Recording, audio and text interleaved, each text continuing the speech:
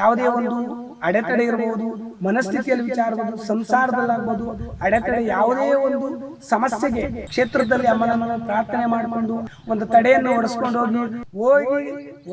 ಹೋಗಿ ಗಳಿಗೆಯಲ್ಲೇ ನಿಮಗೆ ಗೊತ್ತಾಗುತ್ತೆ ಅಮ್ಮನವರ ಶಕ್ತಿ ಯಾವ ರೀತಿ ಇದೆ, ಸಂಪನ್ಮೂಲ ಯಾವ ರೀತಿ ಇದೆ, ನಮ್ಮ ಕ್ಷೇತ್ರದಲ್ಲಿ 100% ಆಗ್ತದೆ ಅಂತ. ಆದ್ರೆ ನಾವು 100% ಅಂತ ಹೇಳಲ್ಲ, ಆದ್ರೆ ತಾಯಿ ಮೇಲೆ ಭಾರ ಹಾಕಿ ಹೇಳ್ತೀವಿ, ನುಡಿ ಇದ್ರೆ ಹಾಗೆ ಆಗುತ್ತೆ ಅಂತ ಹೇಳ್ತೀವಿ.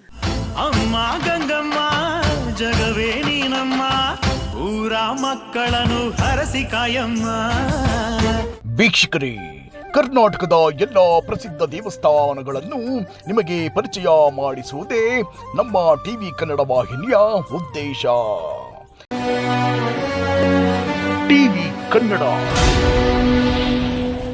ಈಗ ನಾವು ನಿಮಗೆ ಪರಿಚಯ ಮಾಡಿಸಲು ಹೊರಟಿರುವ ದೇವಸ್ಥಾನ ಶ್ರೀ ಕ್ಷೇತ್ರ ದಕ್ಷಿಣ ಹರಗಂಗಾ ದೇವಸ್ಥಾನ. ಈ ದೇವಸ್ಥಾನ ಇರುವುದು SM ಗೊಲ್ಲಹಳ್ಳಿ, ಅರಳು ಮಲ್ಲಿಗೆ ಪೋಸ್ಟ್, ದೊಡ್ಡಬಳ್ಳಾಪುರ ತಾಲೂಕು, ಬೆಂಗಳೂರು ಗ್ರಾಮಾಂತರ ಜಿಲ್ಲೆ.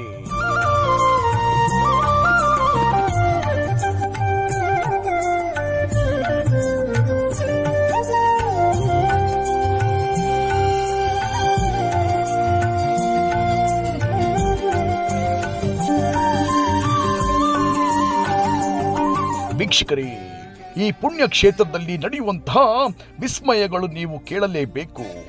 ಪ್ರತಿನಿತ್ಯ ಸಾವಿರಾರು ಭಕ್ತರು ಈ ಕ್ಷೇತ್ರಕ್ಕೆ ಬಂದು ತಮ್ಮ ಕಷ್ಟಗಳನ್ನು ದೂರ ಮಾಡಿಕೊಳ್ಳುತ್ತಿದ್ದಾರೆ. ವಿಶೇಷವೇನೆಂದರೆ ಈ ಪುಣ್ಯ ಕ್ಷೇತ್ರದಲ್ಲಿ ನೀವು ಕೇಳಿರಬಹುದು, ತಡೆ ಹೊಡೆಯುವ ಸಂಸ್ಕೃತಿ ಸಂಪ್ರದಾಯದಲ್ಲಿ ತೆಂಗಿನಕಾಯಿಯನ್ನು ಅತಿ ಹೆಚ್ಚು ಬಳಸುತ್ತಾರೆ. ಆದರೆ ವಿಶೇಷವಾಗಿ ಈ ಪುಣ್ಯ ಕ್ಷೇತ್ರದಲ್ಲಿ ತಡೆ ಹೊಡೆಯಬೇಕಾದರೆ ಬ್ಯಾಲದ ಕಾಯಿಯಿಂದಲೇ ಹೊಡೆಯಬೇಕೆಂದು ತಾಯಿ ಅನುಗ್ರಹ ನೀಡಿದ್ದಾಳೆ. ಈ ಪುಣ್ಯ ಕ್ಷೇತ್ರದಲ್ಲಿ ತಡೆ ಹೊಡೆಸಿಕೊಳ್ಳುವುದರಿಂದ ನಾನಾ ಕಷ್ಟಗಳು ದೂರವಾಗಿ ಜೀವನದಲ್ಲಿ ಸಂತೋಷವುಂಟು ಮಾಡುತ್ತದೆ.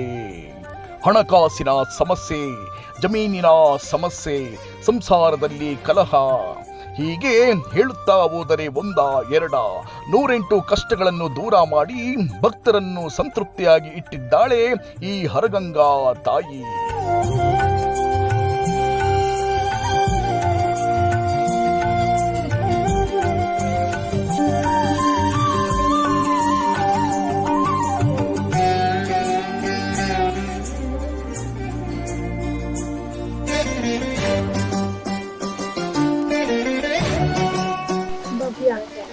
ದೊಡ್ಡಬಳ್ಳಾಪುರ.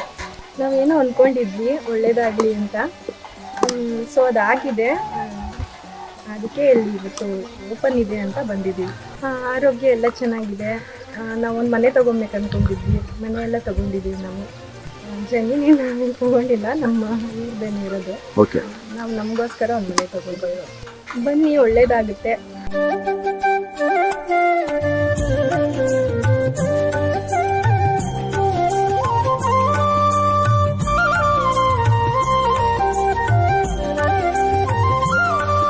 ಮೊದಲಿಗೆ ನನ್ನ ಗುರುಗಳಾದಂಥ ಪೂಜ್ಯ ಗುರುಗಳಿಗೆ ಶರಣಾರ್ಥಿ. ಈ ಕ್ಷೇತ್ರದಲ್ಲಿ ನಮ್ಮ ಕ್ಷೇತ್ರದ ವಿಶೇಷತೆ ಏನಂತಂದರೆ, ತಡೆ ಹೊಡೆಯೋದಾಗ್ಬೋದು, ಇಡೀ ವಿಶ್ವದಲ್ಲೇ ಆಗ್ಬೋದು, ಇಡೀ ಕರ್ನಾಟಕದಲ್ಲಿ ಆಗ್ಬೋದು, ಕ್ಷೇತ್ರದಲ್ಲಿ ನಾವು ಹೊಡೆತಕ್ಕಂಥ ತಡೆ ಇಲ್ಲಿವರೆಗೂ ಯಾರು ಮೊದಲ ಬಾರಿಗೂ ಹೊಡೆದೇ ಇಲ್ಲ ಅಂತ ತಡೆ, ಅಂತ ಮಂಡಲ, ಅಂತ ಬೀಜಾಕ್ಷರ ಮಂತ್ರಗಳಿಂದ ಹೊಡಿತಾ ಇದ್ದೀವಿ. ಆ ಮಂತ್ರಗಳು ಎಲ್ಲಿಂದ ನಮಗೆ ಸ್ಫಟಿಸುವುದು ಅಂತಂದರೆ ನಮ್ಮ ತಾಯಿಯ ಪ್ರೇರಣೆಯಿಂದ ಸ್ಫಟಿಸಿದೆ. ಆ ಪ್ರೇರಣೆ ನಮಗೆ ಯಾವ ರೀತಿ ಆಯಿತು ಅಂತಂದರೆ, ಅಮ್ಮನವರು ನಾವು ಒಂದು ಪುಟ್ಟ ವಿಗ್ರಹದಲ್ಲಿ ಮನೆಯಲ್ಲಿ ಪೂಜೆ ಮಾಡಿಕೊಂಡು ಬರ್ತಕ್ಕಂಥ ಭಕ್ತರುಗಳಿಗೆ ಒಂದು ಶಾಸ್ತ್ರದ ಮುಖಾಂತರ ಆಗ್ಬೋದು, ಒಂದು ಕವಡೆ ಶಾಸ್ತ್ರದಲ್ಲಾಗ್ಬೋದು, ಇಲ್ಲ ಒಂದು ಮಾಮೂಲಿ ಮಂತ್ರದಲ್ಲಾಗ್ಬೋದು, ಈ ಥರ ನಾವೆಲ್ಲರಿಗೂ ನುಡಿ ಕೊಡ್ತಾ ಇದ್ವಿ. ಈ ಥರ ಆಗ್ತಿದೆ ಅಂತ ಬಂದಾಗ ಅಮ್ಮನವರ ಮುಖಾಂತರ ಒಂದು ಸ್ವಲ್ಪ ವಿಭೂತಿಯನ್ನು ಮಂತ್ರಿಸ್ಕೊಡ್ತಾ ಇದ್ವಿ. ಆ ಮಂತ್ರದಲ್ಲೇ ಆ ಕೈ ಕೆಲಸದಲ್ಲಿ ಆಗ್ಬೋದು, ಒಂದು ಚಮತ್ಕಾರದಲ್ಲಾಗ್ಬೋದು ನಡೀತಿತ್ತು. ಅಂದರೆ ವಾರ 9 ಗಳಿಗೆ ಅಂತ ಏನಿಲ್ಲ, ಇಷ್ಟು ದಿನಕ್ಕೆ ಆಗ್ತದಂತ ದಿನ ಕಟ್ಟಿದರೆ ಆ ದಿನದೊಳಗಡೆ ಕೆಲಸ ಮಾಡಿಕೊಡ್ತಾ ಇದ್ವು. ಅದನ್ನು ನೋಡಿ ನಾವು ಮನೆಯಲ್ಲಿ ಬಾಡಿಗೆ ಮನೆಯಲ್ಲಿದ್ವಿ. ಆ ಬಾಡಿಗೆ ಮನೆಯಲ್ಲಿ ನಾವು ಬರ್ತಕ್ಕಂಥ ಜನಗಳನ್ನು ನಾವು ಸುಧಾರಣೆ ಮಾಡಲಿಕ್ಕೆ ಆಗಲಿಲ್ಲ. ಆ ಸಮಯದಲ್ಲಿ ಅಮ್ಮನವರ ಪ್ರೇರಣೆ ಕೇಳಿದ್ದಕ್ಕೆ ಬೇರೆ ಕಡೆ ಜಾಗ ಬೇಕಿಲ್ಲ ಮಗ, ಸ್ವಂತ ಜಾಗದಲ್ಲೇ ನೆಲೆ ಆಗಬೇಕು. ಯಾಕೆ ಅಂತಂದರೆ ಮುಂದೆ ಇದು ಕ್ಷೇತ್ರ ದಕ್ಷಿಣ ಹರಗಂಗಾ, ಶ್ರೀ ಕ್ಷೇತ್ರ ದಕ್ಷಿಣ ಹರಗಂಗಾ ಸ್ಥಳ ಅಂತಲೇ ನೆಲೆ ಆಗ್ತೈತೆ. ಆದರೆ ಇಲ್ಲಿವರೆಗೂ ನಾನು ದಕ್ಷಿಣದಲ್ಲಿ ಯಾವ ರೀತಿಯೂ ನಾನು ಮುಖ ಹಾಕಿ ನಿಂತ್ಕೊಂಡಿಲ್ಲ. ಮೊದಲ ಬಾರಿಗೆ ನಿನ್ನ ಕ್ಷೇತ್ರದಲ್ಲೇ ನಾನು ದಕ್ಷಿಣ ಅರಗಂಗಾ ಸ್ಥಳ ಅಂತೇಳಿ, ಅದು ಅರಗಂಗಾ ಅಂತಂದ್ರೆ ನನ್ನ ಗಂಡನ ಹೆಸರನ್ನು ಸೇರಿಸ್ಕೊಂಡು ನಾನು ನಿಂತಿರ್ತಕ್ಕಂಥ ಸ್ಥಳವಾಗಲಿ ಅಂತೇಳಿ ನಮಗೆ ಪ್ರೇರಣೆ ಆಯಿತು.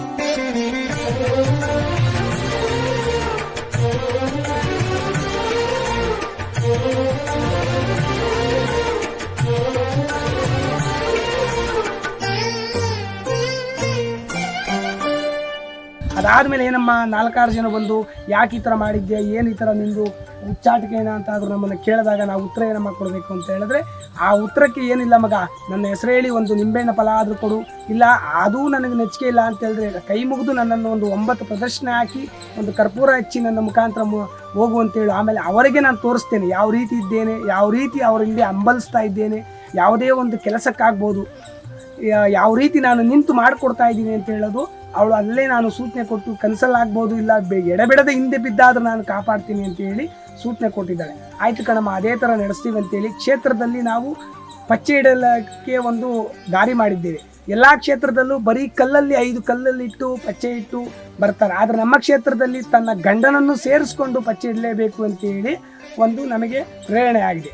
ಆ ಪ್ರೇರಣೆ ಮುಖಾಂತರ ನಾವು ಹೆಣ್ಣು ಮಕ್ಕಳಿಗಾಗ್ಬೋದು, ಯಾವುದೇ ಒಂದು ಅಡೆತಡೆ ಇರ್ಬೋದು, ಮನಸ್ಥಿತಿಯಲ್ಲಿ ವಿಚಾರ ಇರ್ಬೋದು, ಸಂಸಾರದಲ್ಲಾಗ್ಬೋದು ಅಡೆತಡೆ, ಯಾವುದೇ ಒಂದು ಸಮಸ್ಯೆಗೆ ನನ್ನಿಂದ ಈ ಥರ ಆಗ್ತಿಲ್ಲ ಕಣಮ್ಮ, ನಾನು ರೋಸೋಗಿದ್ದೀನಿ, ಕಷ್ಟ ಕಾರ್ಪಣ್ಯಗಳು ನನಗೆ ತುಂಬ ಇದಾಗ್ತಿದೆ ಅಂತಂದ ಸಮಯದಲ್ಲಿ ಕ್ಷೇತ್ರಕ್ಕೆ ಒಮ್ಮೆ ಒಂದು ಭೇಟಿ ಕೊಡಿ, ಬಂದು ಆ ಕ್ಷೇತ್ರದಲ್ಲಿ ಅಮ್ಮನನ್ನು ಪ್ರಾರ್ಥನೆ ಮಾಡಿಕೊಂಡು ಅದೇ ಮುಖಾಂತರ ಒಂದು ಪಚ್ಚೆ ಇಟ್ಟು ಅದೇ ಮುಖಾಂತರದಲ್ಲೇ ಒಂದು ಬೀಜಾಕ್ಷರ ಮಂತ್ರದಲ್ಲಿ ಮೇಲೆ ಕೂರಿಸಿ ಒಂದು ತಡೆಯನ್ನು ಒಡೆಸ್ಕೊಂಡು ಹೋಗಿ ಗಳಿಗೆಯಲ್ಲೇ ನಿಮಗೆ ಗೊತ್ತಾಗುತ್ತೆ ಅಮ್ಮನವರ ಶಕ್ತಿ ಯಾವ ರೀತಿ ಇದೆ, ಸಂಪನ್ಮೂಲ ಯಾವ ರೀತಿ ಇದೆ. ಈ ಇಡೀ ವಿಶ್ವದಲ್ಲೇ ಆಗ್ಬೋದು, ಯಾವ ರೀತಿ ಕ್ಷೇತ್ರದಲ್ಲಿ ಓಡಾಡಿದ್ದೀರಾ, ತಿರುಗಾಡಿದ್ದೀರಾ, ಕ್ಷೇತ್ರಗಳಾಗ್ಬೋದು, ಹೆಣ್ಣು ಮಕ್ಕಳ ಕ್ಷೇತ್ರ ಆಗ್ಬೋದು, ಗಂಡು ಮಕ್ಕಳ ಕ್ಷೇತ್ರ ಆಗ್ಬೋದು, ಓಡಾಡಿದ್ದೀರಾ. ಎಲ್ಲರೂ ಹೇಳಿರ್ಬೋದು ನಮ್ಮ ಕ್ಷೇತ್ರದಲ್ಲಿ 100% ಆಗ್ತದೆ ಅಂತ, ಆದರೆ ನಾವು 100% ಅಂತ ಹೇಳಲ್ಲ, ಅದ್ರ ತಾಯಿ ಮೇಲೆ ಭಾರ ಹಾಕಿ ಹೇಳ್ತೀವಿ, ನುಡಿಯುತ್ತೆ ಹಾಗೆ ಆಗುತ್ತೆ ಅಂತ ಹೇಳ್ತೀವಿ.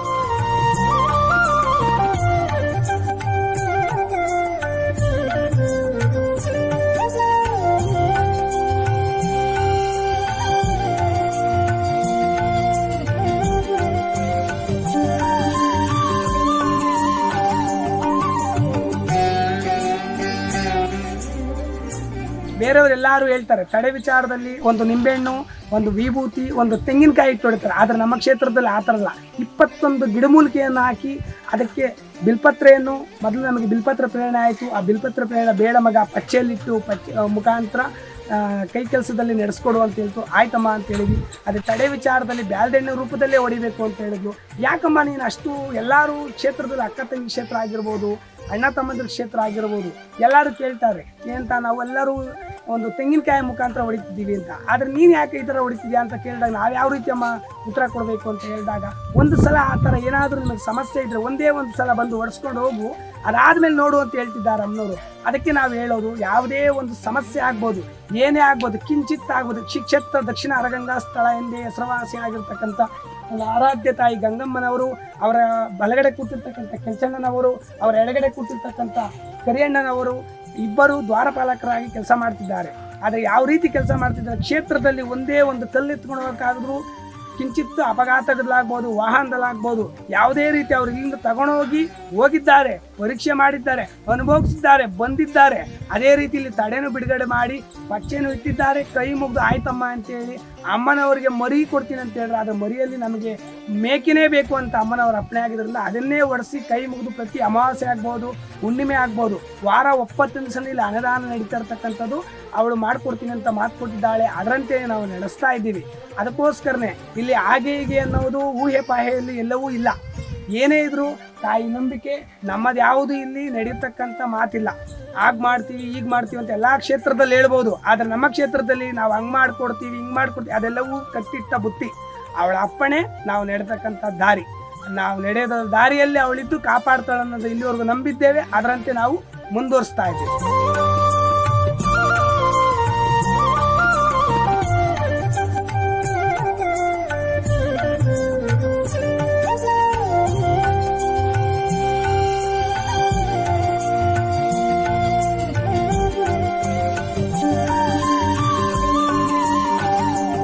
ವೀಕ್ಷಕರೇ, ಈ ಪುಣ್ಯಕ್ಷೇತ್ರದಲ್ಲಿ ಪವಾಡಗಳು ಪ್ರತಿನಿತ್ಯ ನಡೆಯುತ್ತಲೇ ಇವೆ.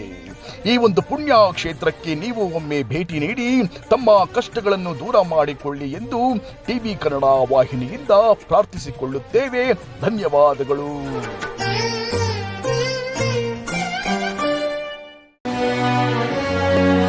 ಟಿವಿ ಕನ್ನಡ.